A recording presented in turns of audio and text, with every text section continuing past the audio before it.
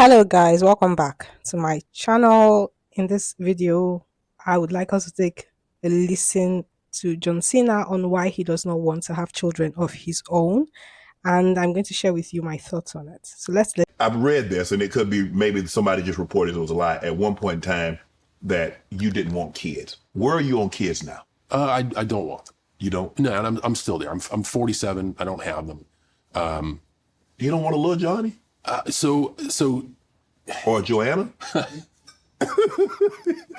that's great, and that's usually what everyone says. And I got to tell you, it's not the easiest out there because a lot of why we're here is to reproduce. I have a certain curiosity about life, and I also know the investment that it takes. And my biggest fear is, as someone who's driven, many times stubborn and selfish, I try to approach the world with kindness and curiosity, but I don't think I'm personally ready, nor will I ever be, to invest the time it needs to be a great parent. Okay, pause here. So, more and more people these days are deciding not to have children. Now, obviously, I wouldn't say, I never say never, right? Um, but that's like the only thing I have a slight problem with in his speech. He goes on to say he doesn't want kids and he doesn't think he will ever want them. And my thing is, well, don't put yourself in a box or don't close your mind off to future possibilities. But right now, he doesn't want them. And there are many people like that who do not want them and they've advanced in age and they're happy with their lives. And then we have a lot of people who judge, as he goes on to say. They judge. We can't help judging sometimes. We're human. But I think that we should also try to remind ourselves whenever we find ourselves judging people for their personal choices, for their life choices. We should try to remind ourselves that not everybody is the same and that we all have a right to decide how we want to live our lives. We all have a right to live life on our own terms and not based on what society thinks we should do, or not based on not how other people think we should live our lives and what we should do with our lives. Okay, that's the first thing. So the second thing is a lot of people who have children, no shade, they didn't actually think about what it would take to raise children. They did not actually think about the responsibilities that are associated with children. It's the same thing with marriage. People, a lot of people, and we're human, so it happens that way a lot, and it's only human to think that way.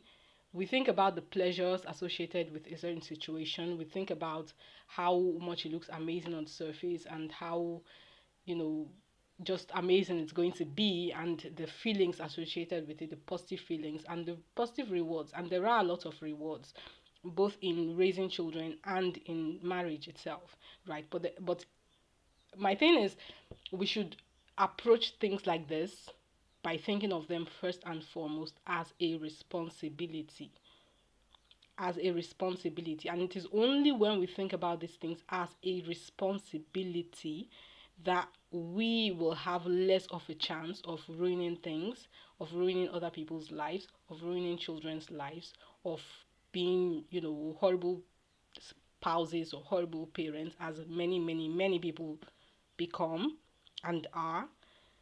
And I just feel like many of the people who do things to their spouses and things to their children that parents and spouses should not do, it's not because they are really horrible people, it's because many of them become overwhelmed with what is expected and what is required in relationships like this. They become overwhelmed and they become unable to handle the responsibilities, and it makes them behave in ways that they themselves would never have dreamt years before that they would behave, right? So we have the cases of women who drown their babies in the bathtub, or the woman recently who shot her child. Like, people hear things like that and they go, oh, that's crazy, that woman must be crazy, that woman must be a demon. But maybe she might actually be a kind person, she might actually be a sweet person, like one of those women who drown their children. They might actually be really sweet children people. They might be women who abuse their children as babies, and we have, many adults now who talk about how they have flashes of memories of their mothers, banging their heads against the bathtub, or just abusing them in the most horrific ways. And I think it's just overwhelmed because it's a lot of work. It is a lot of work, and it takes a lot of patience, and it takes a lot of time. It takes a lot of investment. It just takes a lot of dedication. And for you to have that and constantly have all that energy and that dedication and that motivation to being the best parent, to being the best spouse, I think you really have to want it, but not just want it. You really have to be aware of the responsibility first and foremost that are required in situations like this, and you have to prepare your mind. Once your mind is prepared, they say forewarned is forearmed, right? Once your mind is prepared, then when you enter situations like that are tough, when you become extremely exhausted from taking care of your spouse, or you become extremely exhausted from taking care of your children, then you can find ways around it because you know that this is normal, this is what is to be expected. You already prepared for it mentally, right? So just preparing for it mentally can help you to put measures in place before, so that before situations like that come up, so that you they wouldn't overwhelm you as much, right? So that they wouldn't overwhelm you as much, so that you can be the best parent that you can be, so that you can be the best spouse that you can be. That's just my issue with many people who who go into situations like this, who decide to have children, who decide to get married. It's not that there's anything wrong with getting married. It's an amazing thing, right? It's an amazing thing, and there are lots of benefits, lots of rewards, and raising children is an amazing, amazing, amazing thing. And it's very rewarding, and it's one of the best ways to leave a positive legacy if you do it right. If you do it right. So I don't have a problem with somebody coming out and saying, I don't want to have children because I recognize the responsibilities associated with having children. And I do not think at this point in my life that I am going to be able to sacrifice what I need to sacrifice in order to be a great parent or even a good parent. I don't have to be great or perfect, right? I don't think I have what it takes. I think I might be a bit too selfish at this point in my life, and I do not want to ruin a child's life by my selfishness. I do not think I'm in a place in my life right now where I can give what it takes to where I can give what I need to give to be a great spouse, and I do not want to make another person miserable because of my selfishness, or because of where I am in my life, or because of my ambitions, or because of what I'm pursuing, my priorities right now.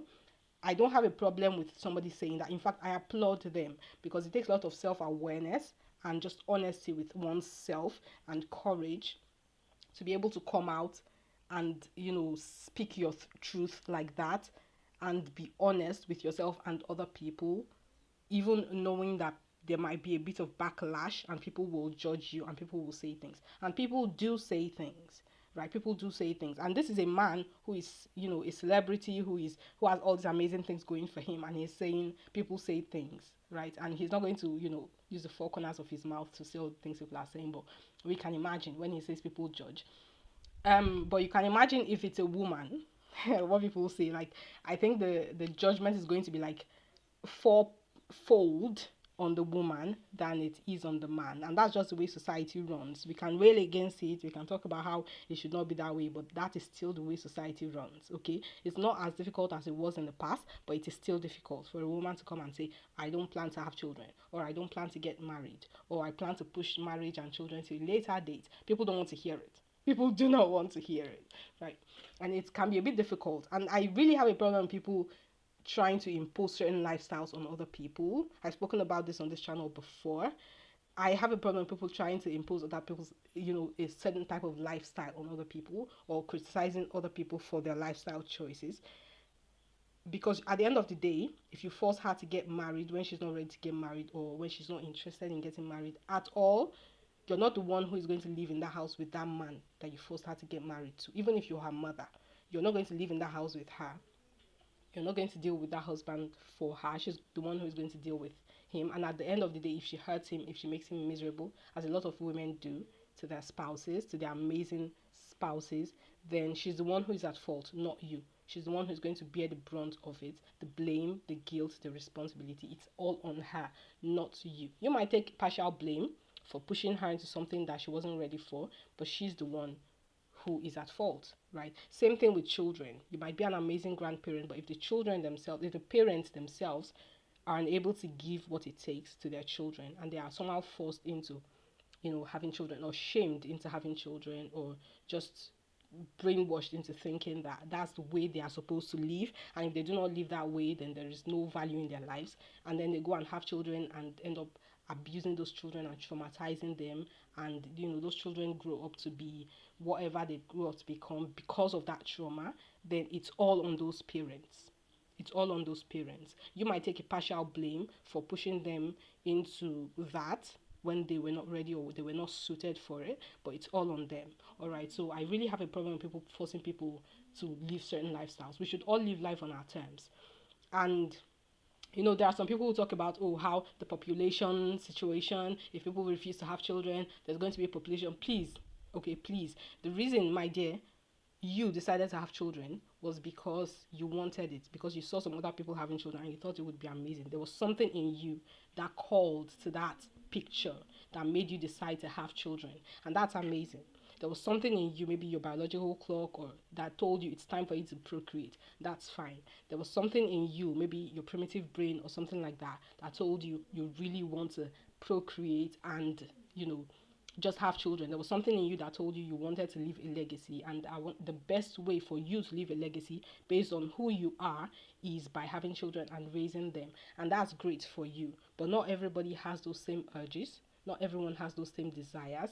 But my point is, you were not thinking about population crisis. You were not thinking about underpopulation or overpopulation. You were not thinking about adding to the species. You were not thinking about ensuring the continuity of the human species when you decided to have children. So don't come, right? Don't come and use that as an excuse to force people, to shame people into making choices that you made based on emotions before you rationalized your decisions with that, logical argument. Your decision was based on your emotions, on your urges that you felt deep inside you, and and then you made the decision based on emotions, and then you went on to add a rational argument to back it up. Oh, overpopulation, oh, underpopulation, oh, this, oh, that. Yeah, okay, well, can you allow other people to make their own decisions based on their emotions as well, because we're human beings? And as long as they're not doing anything to physically actively reduce the population, they're just not choosing to add to it, you can't use that as an argument, and you cannot shame them into adding to the population or ensuring that there's no underpopulation. Please, that's just one of the most ridiculous arguments I've ever heard. And when it comes to it, there are some people who really should not be having children. Let's just say it, okay? No shade, but there are some people who really should not be having children. Again, I'm not talking about all the people who abuse their children. I don't think all of them are monsters. I think many of them are amazing people who just got overwhelmed because they were not prepared for the responsibility that child raising actually is, especially women. Okay? Um, but there are some people who are really monsters. They are monsters not just to children, but to their spouses, to everybody else. And they should not be having children. And that's the truth of it. But you don't go around telling those people, or telling the government, or telling people on TV that we should stop some people from having children. Because you can't say, because we don't have the right to do that.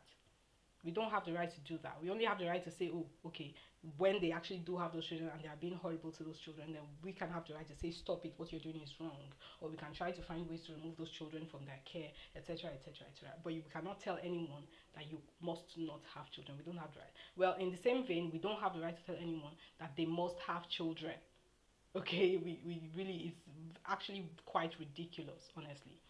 Enjoy your childbearing, enjoy your childbearing. If in fact you're not jealous of the people who are have their freedom, if in fact you actually want them to experience the amazingness of child raising that you're enjoying as you claim, if that's really the reason, then enjoy it. Enjoy it. And if somebody comes to you for advice, then you can give them advice based on what you're experiencing.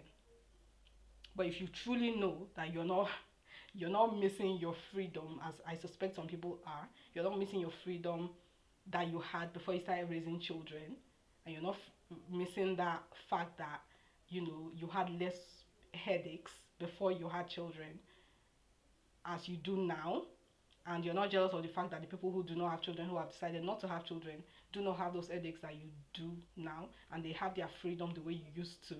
If you're not jealous of that, then leave them alone and stop shaming people into deciding, into having children, or deciding that they should have children, or shaming them into not speaking out in public about their decision to not have children, or their decision to not get married, or delaying all of that till a later date. So yeah, I mean, that's just it.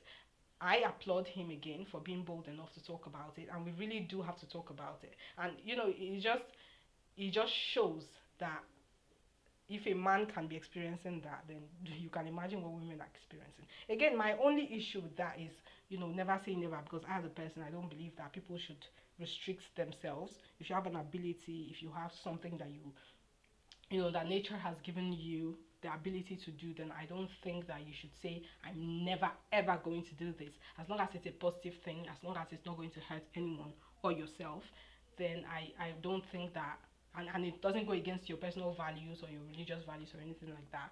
I really don't think you should say, I will never ever do this. But you can say, right now, I do not want to do it. I do not find myself in a place where I want to do it, or where I can't do it. I do not have the urge. I do not have the desire. The thought of this doesn't bring me pleasure. I just don't feel any expectation for this or that. You can say it's completely fine. It's completely valid, right? And you're not restricting yourself. You're just talking about your reality, your truth. All right. So thank you guys so much for watching this video with me till the very end. Let me know your thoughts in the comment section below. If you've not subscribed, please make sure you subscribe right now and give this video a big thumbs up. And I will see you next time.